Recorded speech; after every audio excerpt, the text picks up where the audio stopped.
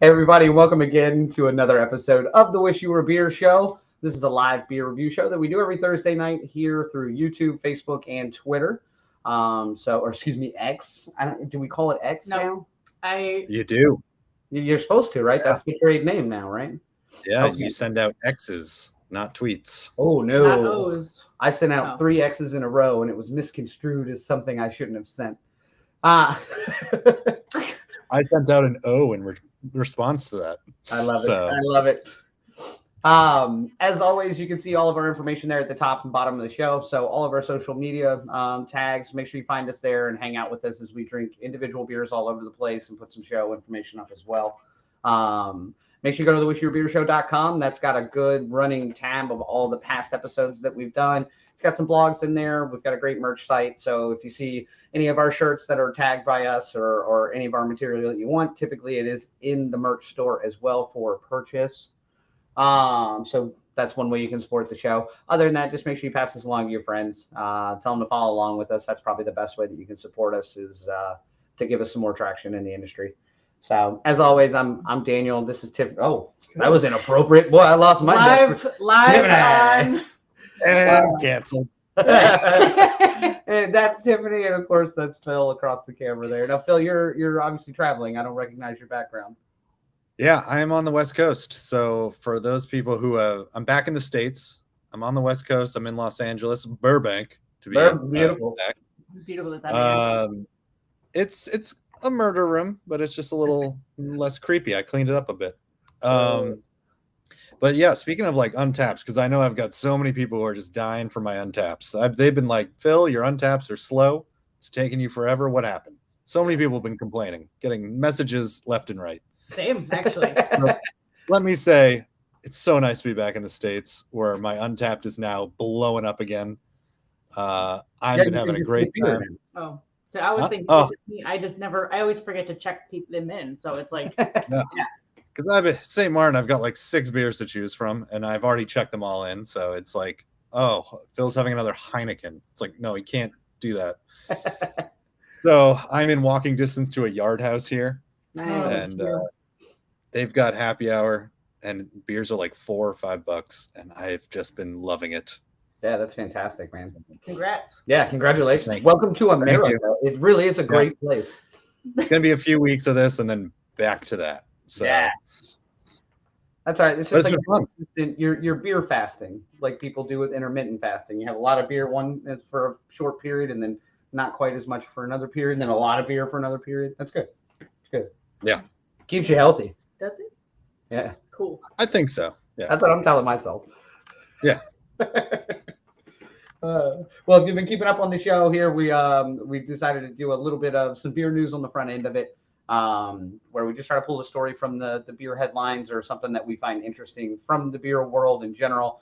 And Tiffany was traveling and had some time to peruse the internet and found what I thought was a pretty fun story. Yeah. So I am never on TikTok or X, but this was apparently on there and kind of went viral earlier this week. Apparently, a kid who does TikTok went and basically had a under the age of 21-year-old child buy non-alcoholic beer, which I learned is actually totally legal. I mean, they're not going to card you if it's 0.0. Sure. So this kid went to the store, bought, non-alcoholic beer, and then was selling it on the sidewalk as just cold beer with a sign. He wasn't necessarily saying it was non-alcoholic until like probed. So they were asked to move off of government and go onto city property by a cop, and then they were totally fine with it. And then it just escalated real fast into the like kid who owns, like I say older, he's an older kid. I don't know if he's actually 21 or not. He's 22. The guy behind the video who put the prank on, he's 22. Right. And so he now has like a court date, No, essentially. they finished court. So they put it at the bottom of the story saying they like added to it. He did have to go to court. He paid $125 for the citation and $200 in court fees. Yeah. And So it cost him like $325. I'm sure he made it up for it and And views. viewership. But Oh yeah. And believe me, you and I, we all know what it's like making money on views. When you start making money like we're making off of views, we go viral all the time. Yeah, you can't help yourself. We're also someone else's beer news. It's pretty cool. Yeah, interesting. It's that 14-year-old kid from the story. No, but it was funny because I feel like the video got a little bit of coverage. Like it's just kind of a funny idea to like see a kid selling beer on the sidewalk. Yeah.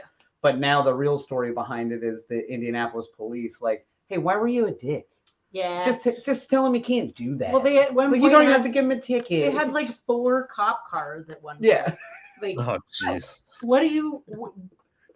Why are tax dollars going to 4 cop cars going to a 12-year-old or 14-year-old who's selling non-alcoholic beer? Like, anyway, but it was an interesting story.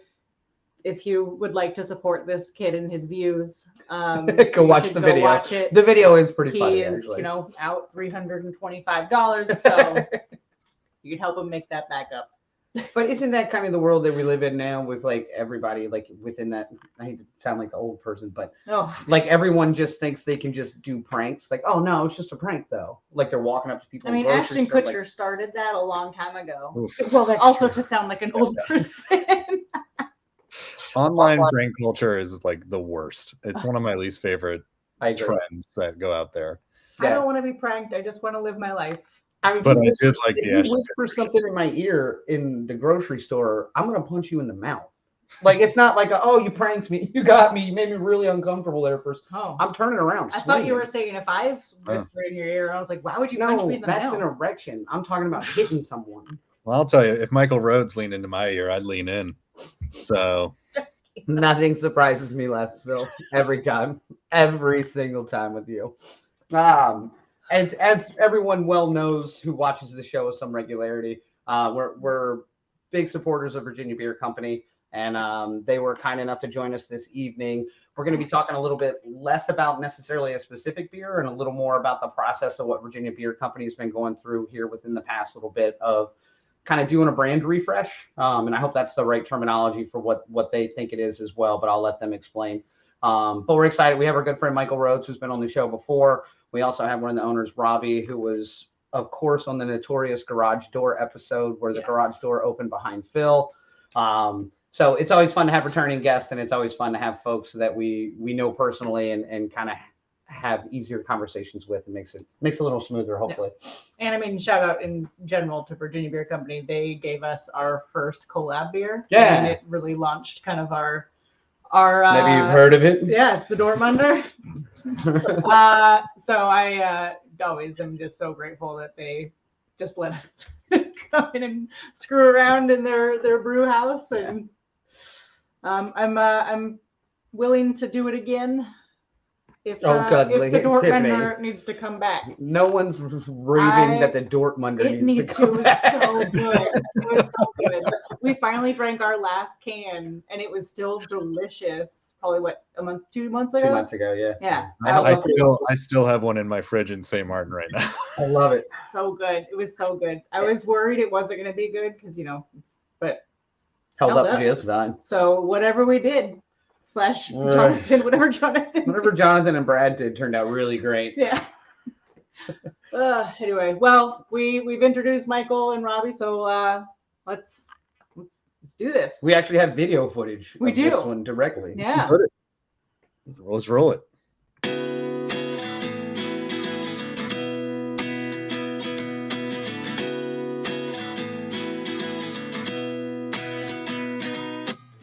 At 29 and I find myself wondering what did happen to the last 10. I ran away with my life, fast forward, never turn back again.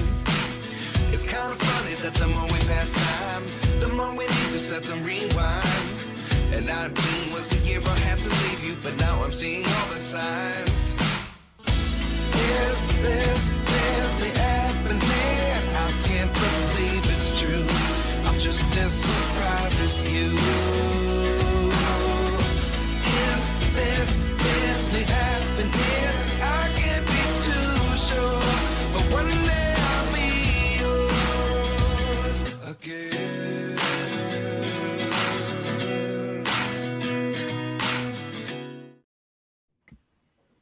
I forgot that I signed cans. I was very drunk at that point, and I was Tears in our eyes. That was quite an intro. Robby, Michael, welcome back, man. How are y'all? Thanks for Excellent, thank you. Good to see you all. Very good. Very good to see you all. Phil. Cheers to you.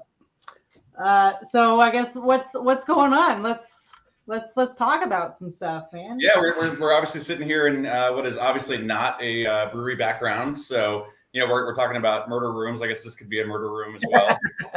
I'm pretty sure you're getting sued. That's what I'm looking at. The old wood paneling and the nonchalant curtains back here. Yeah, it's quite a backdrop for tonight's conversation. It is. It's gorgeous. So, I mean, obviously you guys are, No pun intended. No pun intended. Get out of here.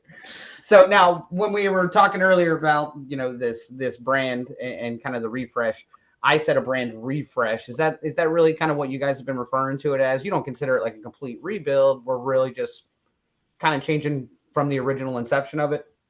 Yeah, definitely a refresh.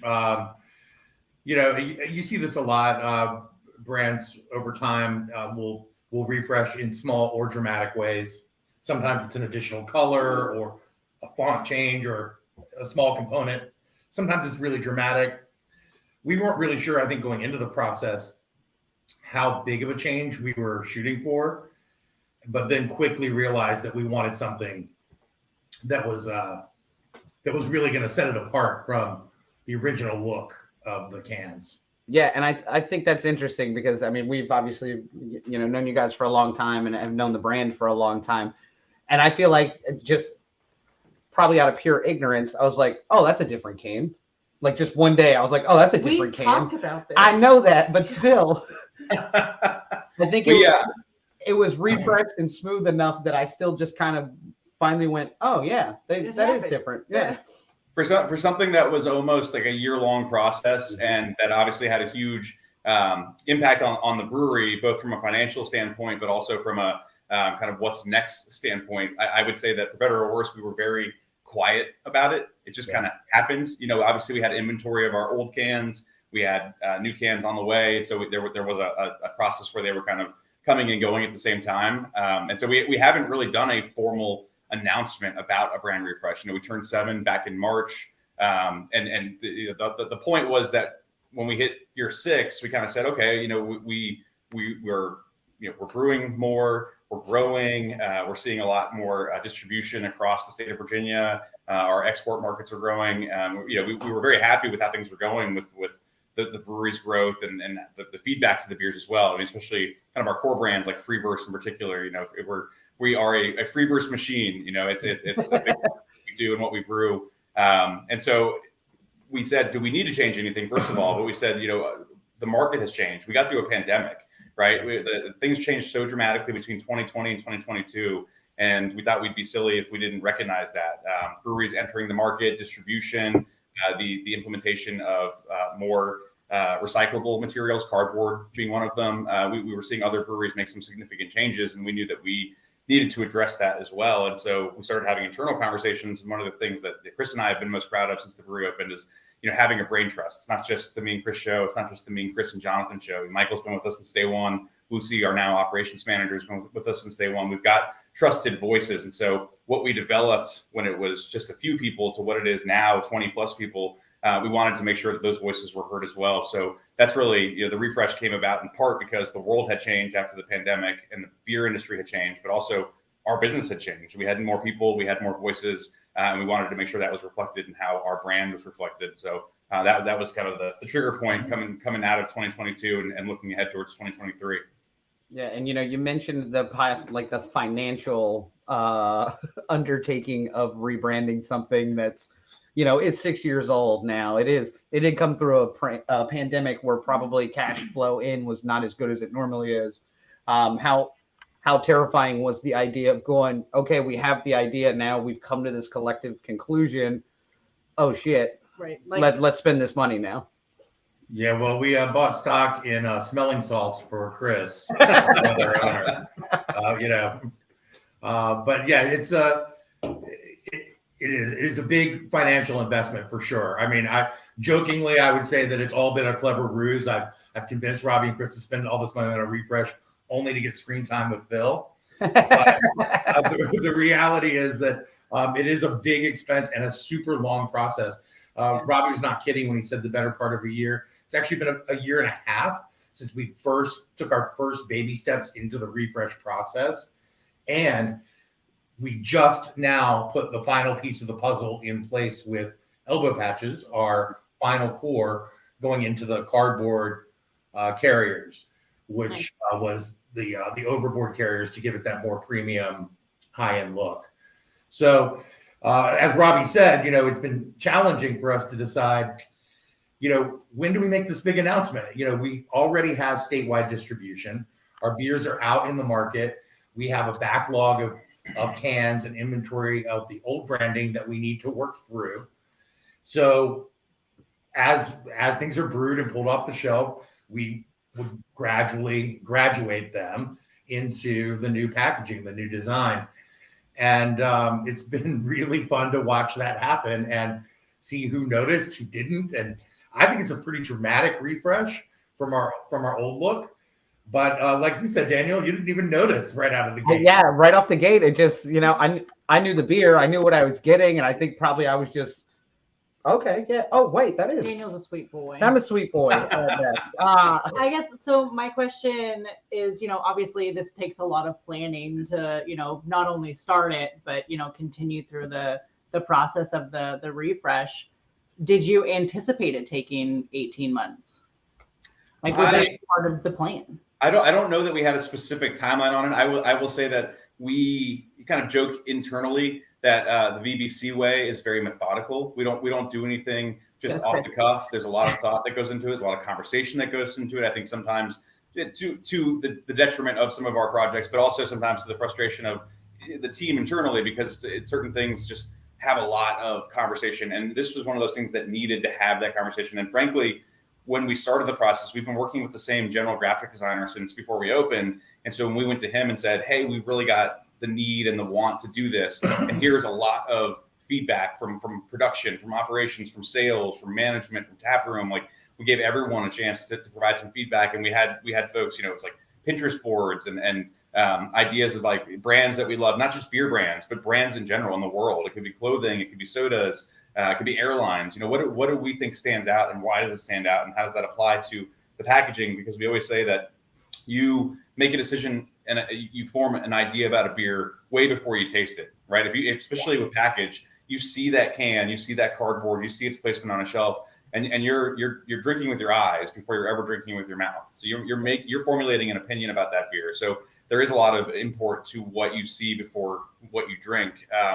And we looked back at our old packaging and we realized that we didn't know what we didn't know before we opened a brewery. Did we, did some of us work at breweries beforehand? Yes. Did some of us volunteer at breweries beforehand? Yes. Did some of us spend a lot of time at breweries beforehand? Absolutely. But we had never run our brewery before together as a group. And so we looked back at our old cans, which had a lot of positives to them, right? I mean, they helped us get to where we are. But, for example, the shield on the front of the Freeburst can, the OG Freeburst can, was so big that it wrapped around like 3/4 of the can. And some of the names, like elbow patches, it was one line. So all you saw was like bow patch.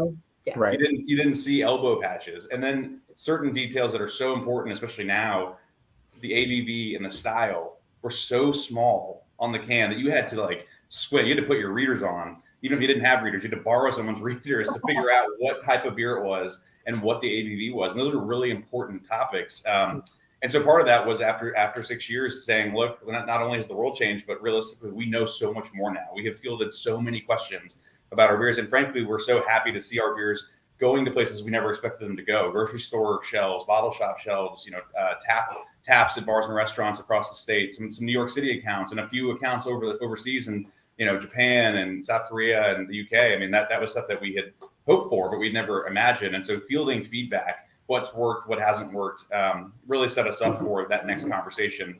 And I will say that where we started with the refresh process is not where we ended. This look and feel of our core brands is 100% not where we started at all. And frankly, I'm not even sure it was in our mind's eye. So it was that an 18-month process that was completely necessary, not just to get us to a point where we had different size cans going from 12 to 16.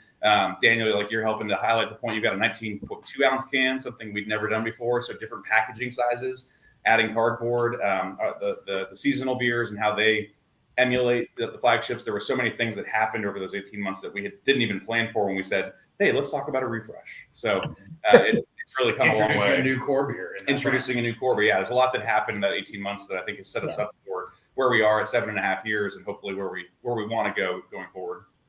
For sure. So, yeah, I've got to say that I really liked everything you had before, but this is a much more like inviting can. It's a much more like everyone come drink this beer. Like your other one was you had more of an industrial look, which I think is based off of your brewery too, has that industrial look. So is there any planning to make the outside of the brewery now a little different too, or what's going on there? Yeah, so we I appreciate you saying that because we had a lot of fear about, hey, if Freeburst in particular is selling super well, if Elbow Patches and Saving Daylight or Citrus Wheat Ale have done well enough to be year-round brands, are we really poking the bear by completely changing the look and the feel? But the idea was with so many new brands on shelves and so many new breweries opening, which is great to see that even during the pandemic, breweries open, which is what we're hoping for. That's why we got into the industry, for the camaraderie and the growth and the sharing of flavors. The concept was, let's cut through the noise. Let's showcase brands that are for everybody, because that's what our core concept is. Beers for all and cheers for all. So the idea was, let's cut through the noise. Let's make it straight to the point. Let's let people know what they're getting into right off the bat, and let's make it recognizable, not just from up close, but also from afar. That hopefully, if you see this shelf of clean-looking, sharp cans, it's Virginia Beer Company, and you're in for some good liquid. So, and I would point out that it was kind of terrifying early in the process, but I consider it a point of pride now being on the other side of the refresh. We didn't engage a big branding firm to come in and tell us what to change and how to make it look. We worked internally with our original OG designer and the brain trust, really, and took a very methodical approach and a very critical eye on our old branding, what we really felt needed to change, and what we felt evoked an emotional response that we were seeing in other brands. There was early on in the process where we thought we had zeroed in on the look of the refresh, and we were having one final meeting, and down in the corner of the screen with our designer were 4 other options that he had just slapdash thrown together, just dramatically different, just so we'd have an idea of it might look that way, it might look this way. And one of them had these diagonal stripe effect going down, and we're talking about this big can that we think is going to be the refresh, and my eye keeps going down to the corner of the screen to this striped can. Yeah. And finally, Lucy says something in the meeting, like, she's like, I can't take my eye off this can down here. And I'm thinking, me too. So let's talk about that. So it was really great to see, like, a group that can really take a critical eye and pump the brakes when we need to, and think about, why are we gravitating or responding emotionally to the look of that can? And can we employ that, to do some heavy lifting for our brand? Yeah. So it's been really fun. And I don't want us to sound like presidential candidates who are avoiding the original question. So I will go back and say, just quickly, from a building perspective, one of the things we loved about this was unintentionally, it kind of reflects the facade of our building. So the inside and the history of the building, very industrial, 1960s, brick built. But if you look at the outside, it's a big, clean, white building with a giant red stripe that runs along the front of the building. And so that was not what we were going for with this. But, starting to, like, hold these cans up in front of the building, we're like, that makes sense. That feels right.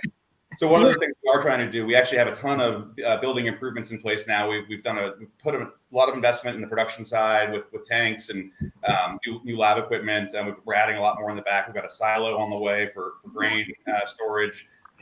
Beer garden's getting a ton of work, new solar sails, new tables and chairs finally after 7 years, new fencing after way too long. But from a building facade, we have been working meticulously, and it's been a long process the VBC way, on a mural for the side of the building.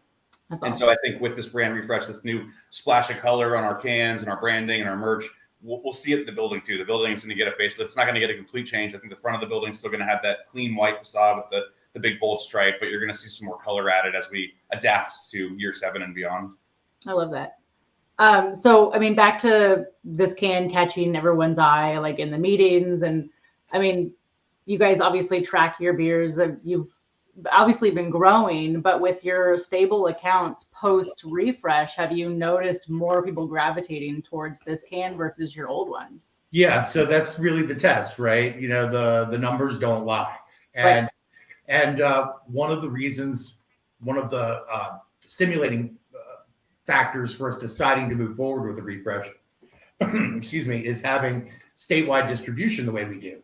Mm-hmm. We have our beers in every major grocery chain in the state, and we knew this was an opportunity. We can refresh the brand, give it a visual lift, and we're going to see immediately whether the pull rate increases on those beers, and it's all in sales data. So our hope was that we retained the fans of our beer and we weren't too far afield for them to recognize us, but that it was such a different look than other craft beers on the shelf that we could engage with folks that had maybe overlooked us in the past. And we've definitely seen that. We've definitely seen a lift since the refresh. The cans are pulling. The chains, there's scan data that tracks everything you run through that laser scanner in the grocery store. Those numbers are up for us. And every time we added a new component to the refresh, we saw another tick up. The cans first, then the cardboard, again, another lift. When you're looking really sleek like that on the shelf, I mean, think about the last time you shopped a grocery store beer shelf. It's so noisy. There's so much going on there with colors and, I mean, all kinds of commotion, you know, right. Cartoon animals and all kinds of things. And we wanted to be louder by being more still. Yeah. And then your eye comes across this, you know, very slick cardboard box containing Virginia Beer Company. I feel like Michael's basically describing himself. Yeah. I'm interested. I'm interested to know a little bit more of this giant can that you're now doing. What was the why a 19.2 ouncer, and what are you trying to do? Are we all surprised that was Daniel's choice this evening? Phil, we drink differently. It's because I need a single from the gas station, man. I don't need a whole pack of beer. I just need one to get me home. And that's kind of what I'm wondering is, like, is this just to sell at like the gas station? Like, what's going on with this one? Oh yeah, so there's a whole movement for 19.2 ounce cans. To give you the full backstory of that, every year we go through what we call innovation meetings, where we talk about new products we want to potentially onboard, whether it's a new core, a new seasonal, maybe a line extension, like this stovepipe 19.2 ounce can. I'm feeling insignificant. So the idea with that is that Free Verse is our bestseller, far and away. Yeah. Our best-selling beer, our most well-known beer, people know it by name. So we felt that it really deserved its own suite of packaging options. So for the first time ever, along with the refresh and the cardboard wrap on the 6-pack, we added a 12-pack for Free Verse. Mm-hmm. So our very first 12-pack ever, of course, gets a nod to our best-selling beer. Additionally, 19.2 ounce cans have been on fire for the past couple of years. And you're right, it is very much a gas station convenience store play. That's where the bulk of it, or at least where the bulk of the initial sales for that format really took off. And it's mainly been big national brands and a couple of big regional brands that have, played in that sandbox. Local craft really hasn't engaged much with that. You're talking about, again, a whole new can, a whole new format. The whole packaging line has to shut down, reformat, and run completely differently than it does when they're packaging the 12s. So it's a big process. So we had to be pretty convinced that we could get it out there and make it worthwhile. And we have. They've been wildly popular at venues, the music venues, amphitheaters, concerts. We're getting all kinds of tags of people, holding up their big stovepipe. Convenience stores, 7-Elevens, they have those singles, those large singles where people grab one, maybe two. There's typically a 2-for deal there. And it all started in the West Coast about 5 years ago. There were some beer friends of ours that were telling us, guys, this is coming your way. Yeah. It's going to happen. So yeah, we thought, well, if we're going to do that, it should be Freeverse, and I'd like to say that there will probably be more in our future. But we did a limited release. So we've got our annual Women's Equality Day beer is coming out this Saturday for Women's Equality Day. It's the 5th year we've done it. So the women of Virginia Beer Company come together and create a recipe and brew it and release it together. So this year is a dry hopped amber ale. Last year though the theme was a different theme every year. Last year's theme was a strong beer for all women, and it was a malt liquor, and it was in 19 2-ounce cans. And I will say, I don't like to pick favorites. I don't want to choose between my children, but that 19.2-ounce malt liquor might have been one of my favorite beers that we've released. Oh yeah, it was pretty right under the pickle beer, right? Yeah. All right, I'm out. Peace. For those that don't know, we did a pickle beer a while back, and Michael was on because Michael's a big fan of the pickle beer, and Robby is not a fan of it, but it's delicious. Sorry, Robby. But it goes to show that he listens to his team, Valid. I'm proud to say that we don't just brew beers that I like. It's an all-encompassing production process. Jonathan is very he's very broad with his brewing techniques. I'm confident in saying that it was not his favorite beer to brew either, but you know what? We've released it twice now. It's got its following, and those are the times when I take a vacation. Because there are times I will say when you're the smell on a brew day, it's a wonderful time to be in a brewery. And there are certain times, like right now, getting ready to brew Evil Santa for the holiday season, and so the spices are in, and so the brewery smells wonderful. It smells like what you think Santa's workshop would smell like. When the pickle beer is getting produced, it smells like what you think a pickle beer being produced would smell like. And delicious. That's a big reason we're now renting offsite office space. Well, we're looking forward to the 19.2 and the new branding of the Dortmunder. So we can't wait to see that thing. That's not a bad idea. It's a terrible idea. Double Dort. Yes. That's fantastic. I do want to make sure that we talk specifically about basically one of your new core beers as well, because I think that's interesting, because in the midst of this entire process of refreshing, rebranding, coming out of the pandemic, you guys also crank out one of the best beers to make it part of your new rotation. Yep. And one thing I really like about this, Robby, that you were talking, both of y'all have mentioned it already, about kind of the noise on the can and what you're looking for and how a beer is presented. I love that this has both the name of the beer from any side you put it on, as well as what's in it or what style it is, pretty much on every side you view the can from. Yep. So regardless of where it is on that. Yep, you get citrusy, soft, hazy on one side with the ABV. You get Citra IPA on the other side with the name of it here or the name of it here. It's extremely well done. Yeah. But I mean, so you're already undertaking all this stuff. Was this beer like a happy accident that it just took off, or was this a planned experiment? Yeah, there was a lot of talk internally. Chris, I think, originally brought the original concept to the group. He had a beer that checked in about the ABV of where Gorgeous landed when he was on a family trip. And anybody that knows Chris, he loves beer, but the lower the ABV, the better for him. He does not like to, lose control of his faculties, but he'd like to have 4 beers with you. So he wants the lowest ABV on the board.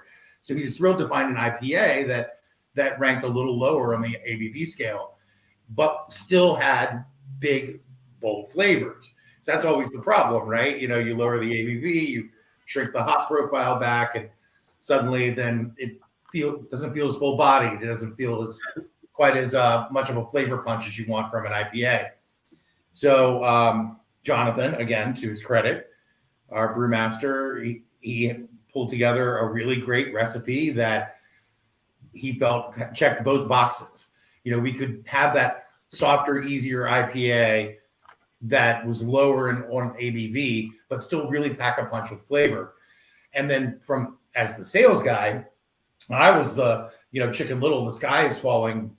We can't have another core IPA. Reverse signs my paycheck, Right. The thought of having another IPA swoop in and cannibalize our bestseller seemed insane to me, just as an initial concept. And then the more I got to know the early test batches of the beer, and I realized how dramatically different this beer is from Free Verse, I was able to quickly get on board with the idea. Because let's face it, IPAs still rule. You know, they're still 45% of craft beer sales overall, that one style. Yeah. So we felt like we needed another core beer. Why not add an IPA? And then to help further differentiate it from Free Verse, we added our first ever 16-ounce can to the core lineup. Yep. So we felt the flavor profile is wildly different, but let's also package it differently so that it checks two different kinds of boxes for two different kinds of beer and IPA drinker. Yeah, and I think that's great. And I mean, I personally love this beer, It is and delicious. I have yet to talk to anyone who's had it that was against it. We had someone randomly be like, "Oh my god, I just found this beer called Gorgeous from Oh, yeah. BBC. Like, Yeah. have you had this?" And I was like, "Yeah, man, it's delicious." I was like, we know some people. Like, But I will say that it was as we're going through this refresh and we're being very meticulous and thoughtful about what it means for the brand and the investment, both from a monetary standpoint, and a time standpoint, and execution standpoint. It was a little alarming to look around the room and say, what is our next big beer innovation?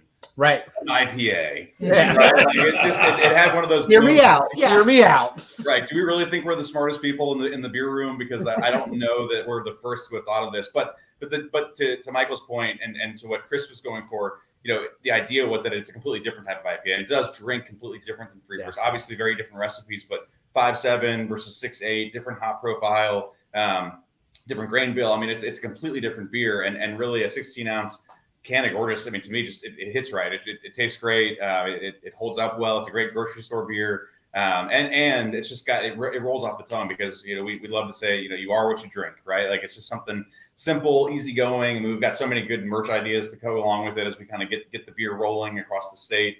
And it's really been well received, and it's been nice to see that it hasn't cannibalized Free Verse. In a lot of cases, it's complemented Free Verse. It's given us different opportunities because of the 16-ounce offering versus the 12-ounce can or 19 2-ounce offering. So it's really helped us kind of complete the circle. So we've been very proud of how this beer's turned out. And the cool anecdotal story about it is that when we made the decision to go in this direction, we had actually produced Gorgeous a couple times as a taproom only beer. I think we'd had like one limited release of it, but it had been available in the taproom a couple times as Gorgeous. It was a very similar recipe that Jonathan tweaked for a larger scale when the time came for us to say we're gonna go all in on Gorgeous. But that is a big part of what we love about having a taproom is that we can use the taproom as a test kitchen. Our regulars come in, our full-time friends come in, and they say, "I love this beer. Bring this beer back," even if it's the damn pickle beer.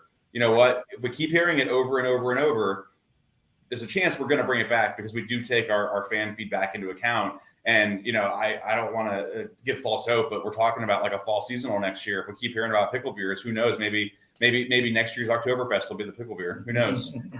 Don't get me excited.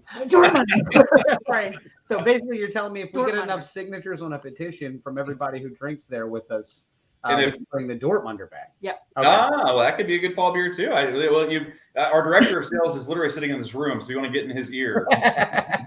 You've got the direct access. I love it. Yeah, and I love this is I think the first time I remember the Oktoberfest beer being within the same vein of the refresh, from a labeling standpoint as well. And we grabbed a 4-pack of that last time we were up there, and it's a delicious beer. Yeah, But every year it bangs. yeah, but I bats. I like how consistent the labeling is with the changes of whatever beer you're doing with it. Like we saw the Evil Santa can earlier that has some of the base level one, but also has the darker variation with the colors on it, but it's still the same. Sure. Yeah, and for us, the seasonal line, at least the two market seasonal line, yes, thank you. The Fresh Powder, Tropical Contact, Oktoberfest is the latest one, and then anchored by Evil Santa. Those were always all of our limited releases in the tap room, and even to market beers. We felt we were entitled to a little more whimsy with, and to be a little more playful with the can art. In our previous iteration, typically what we would do is play with the shape of the shield, and the shield itself would morph into a pizza slice or a mushroom cap or whatever, whatever the thing might be that then told a bigger story on the can. Well, we didn't want to lose that kind of whimsy with the refresh happening, but we really felt it was important that the seasonal lineup speak to the core beers because they're going to sit next to one another on the shelf. Yep. And honestly, the best way to do that is to carry the stripes through. So we embrace the whimsy with the colorful backgrounds of the various seasonal recipes, but employed the stripe and the basic structure and architecture of the core refresh. And I think that's worked very well, actually, for those two lines to live side by side on a grocery shop. Yeah, 100%. Yeah, good question. What are we gonna do with the Friends of Dorothy can? I know. Well, so Friends of Dorothy is that went through some crazy things because it's all stripes. It's all the pride stripes, right? Yeah, exactly. Yeah. Like now it's 37 stripes next to 3 stripes. That's right. Yeah. I love it. Now, yeah, you guys did mention, obviously, you've got 39 Words coming up this weekend, which is the women's equality beer, which we love that beer every year because it's a fun variation every year. You never know quite what the women of BBC are going to come up with year to year, which is a lot of fun. What else do you guys have coming up, like within the brewery? I mean, obviously, we know the brand is still, you guys are still chipping away some probably final. We're doing all right. Yeah, you're doing great. Yeah. But what else is coming up? What else are you dabbling in currently? I know you got a lot of We haven't done enough. Do more and tell us more. Well, so this weekend in particular, as you said, we get 39 Words. So we're big on what we call our purpose beers, right? So a lot of we try to double down every year on the organizations with whom we have personal relationships that give back to the community. It's a big part of the beer industry. It's what really drew me and Chris to this industry in the first place. But we try to put our money where our mouths are. So 39 Words is our Women's Equality Day beer. Keep Virginia Beautiful, which supports the Keep Virginia Beautiful nonprofit organization, comes back this weekend as well. And so we've got 2 purpose beers launching on Saturday, early for full-time friends, already available for y'all who you know. And then, this season coming up, a big project, and kudos to Michael because he's really been the spearhead of it. We've been working with one of our largest partners and one of our favorite partners, Busch Gardens. Yeah. And so Busch Gardens is our neighbor, right? They're right up the road from us, which is really cool. We got Busch Gardens on one end. We've got Colonial Williamsburg and the College. They probably love those 19-point tours, I'm sure. So we at Michael's behest and working with their team for the past couple of years, we host a ton of their group, especially in the off season, if they have an off season. But for industry nights on Mondays, we get a ton of Busch Gardens staff and come in and hang out. We've gotten to know them really well. So this year we've launched a partnership with Busch Gardens. And so for their dark coaster release, their first new coaster in a little while, we had a dark coaster, a Schwartz beer that we released specifically called Dark Coaster Black Lager that was available for Busch Gardens with co-branded packaging. Beer Fest is going on at Busch Gardens right now at the park. So we've got a German-style Kolsch available that's branded as Busch Gardens Beer Fest Kolsch. And then we've got some fun, exciting projects with them coming up for Hollow Scream and then for Christmas Town. So we've got it's really cool because, I think it's weird for me. I think it's weird for all of us to kind of feel like we're getting too big for our britches or whatever the term is these days. But I mean, the end result is like, yeah, we want to grow. We want to make really good beer approachable and affordable and available. And so that's the goal. That's why we're putting beer on grocery store shelves. That's why we're excited to see these brand refreshes and add cardboard and other ways to get in front of new people. So having a beer that's co-branded with Busch Gardens is a really exciting thing. And, it's also a weird thing to have the word Busch on our beer, but it is what it is. It's Williamsburg. That is really weird. I thought about that as soon as y'all said that. We respect the brewing industry in Williamsburg, and we're supportive of everyone who brews in Williamsburg, and it's just a weird coincidence, but here we are in the year 2023 brewing Busch Gardens beers. So it's a big thing for us, though. It's a cool thing to have them show faith in us, a smaller craft brewery. In the grand scheme of things, we are still a small craft brewery. We've still got a lot of room to grow, and so to have a company, an organization like Busch Gardens put their faith in us is a really cool process. And I think it's been, you in particular, Michael, jumping through a lot of hoops, the sales team jumping through a lot of hoops to work with our distribution partners to make this happen, to work with our production team to get the right beer brewed and packaged at the right time. Everyone's jumped in, Jonathan, Lucy, Chris. It's an all hands on deck thing, but that's a really big project for us to have these 4 beers that are specifically for such a cool partner that has national and international recognition. Yeah.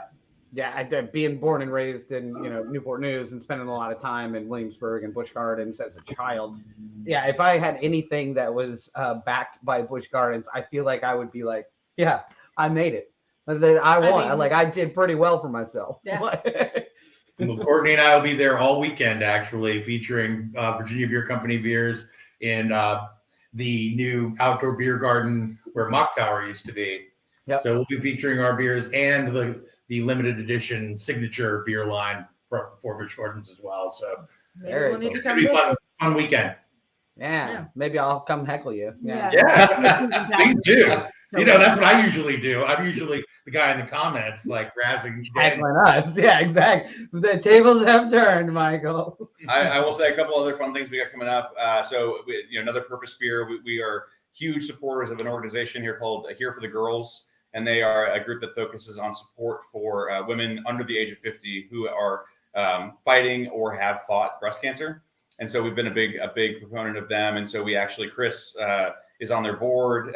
We're their craft beer sponsor for a lot of their events. So we've got a beer called Here for the Girls. It comes out every October. So we're really excited about that because it changes every year. And this year it's going to be a lemon lime beer. We've always wanted to do kind of like a Sprite themed beer, and they were game for that. So it should be interesting to see how it comes out. So we got a lemon lime beer coming out in October for that. We've got some other nonprofit beers we're working on. But then I feel like another beer we're really excited about that's coming up. I just lost my train of thought. Oh, wow.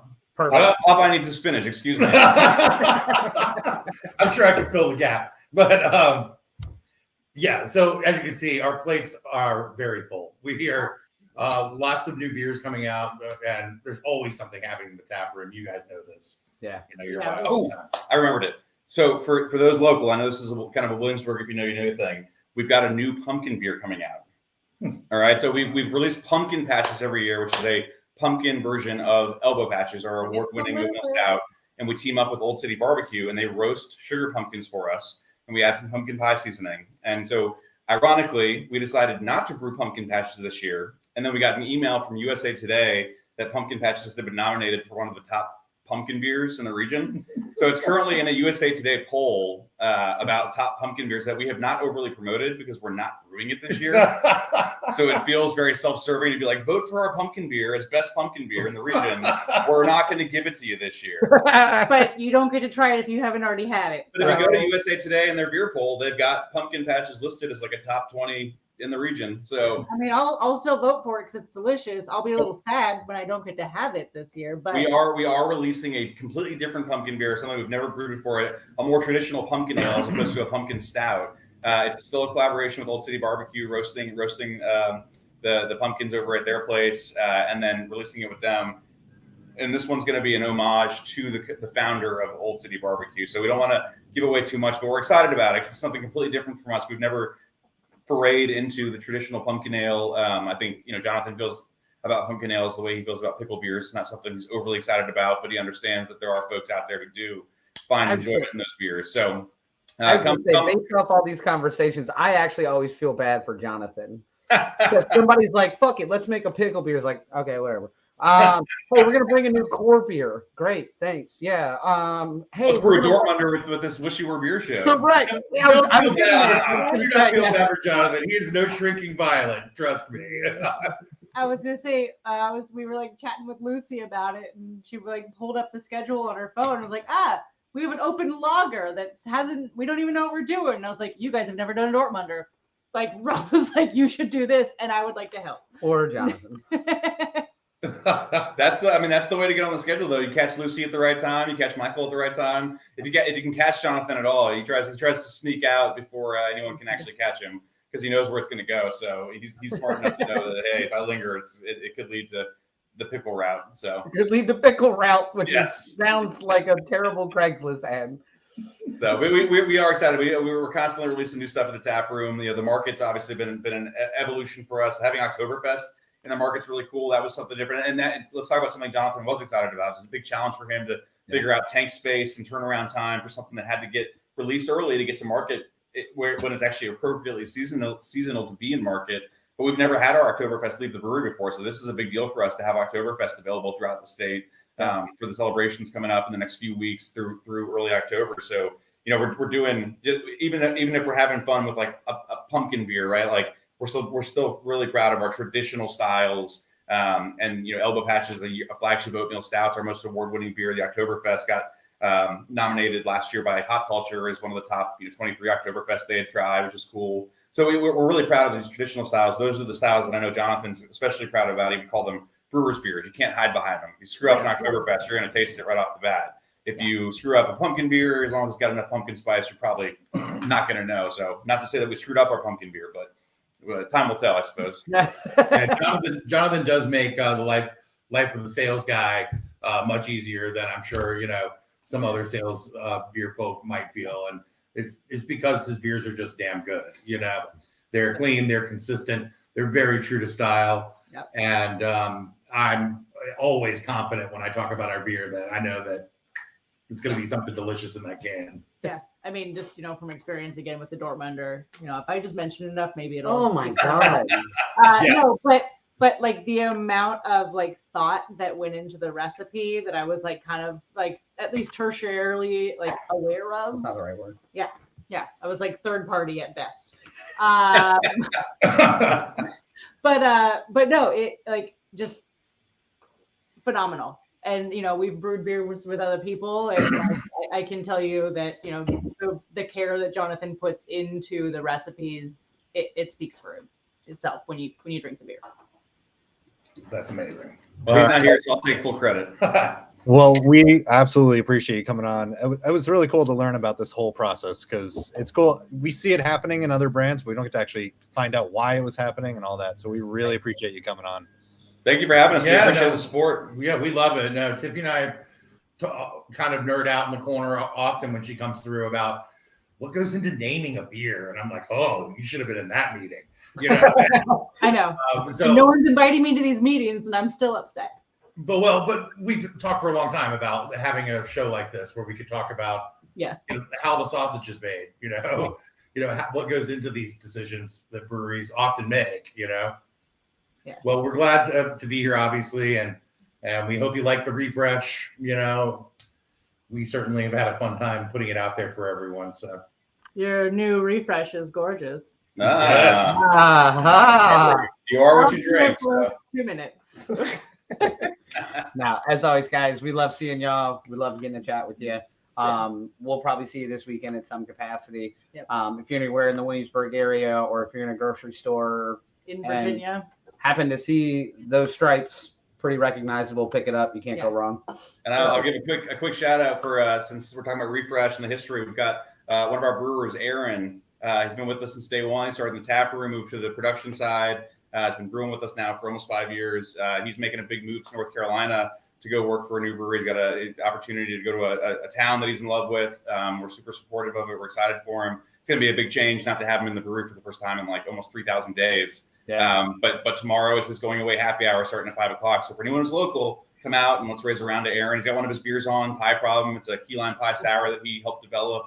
So we're gonna raise a round of key lime pie sour and send them off in style. So join us if you can. Yeah. Guys, thank you again as always. We love it. We'll see y'all soon. Cheers. Thank you. Cheers. I love it. I love it. Again, it's always nice to just get the time to talk about stuff that you normally would talk to somebody at a brewery. If like Tiffany's, or like Michael said, like him and Tiffany are always talking about this shit in the like backside of the room somewhere. Like, what about this? I'm like, I want to know. I want to know about the marketing. I want to know about like, why are you picking these colors? Like, why does it look like this? So it's fun to hear it from the horse's mouth. I'm sure is an antiquated. You do not get to call Michael a horse. No, it's an antiquated statement that I'm sure. What?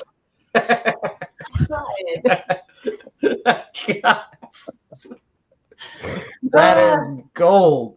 God. I figured that's the way to end our last episode of season 1 before we take a little break. Yeah, surprise! We actually have seasons now. Yeah, and the last 2 years or so, it's been season 1. Season 1, season 2 is gonna be real short. We're still testing things out.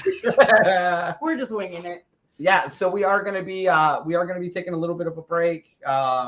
For everybody that doesn't know, Tiffany and I are actually going to finally get married instead of just living in sin. Pretty much.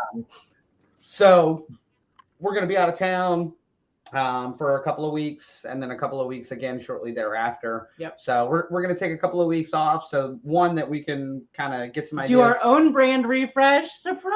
Hey, Yeah, nice. you guys literally just gave us all the information we needed to. Yeah, thank do you. That's this. why we had them on, just to discuss it. Yeah.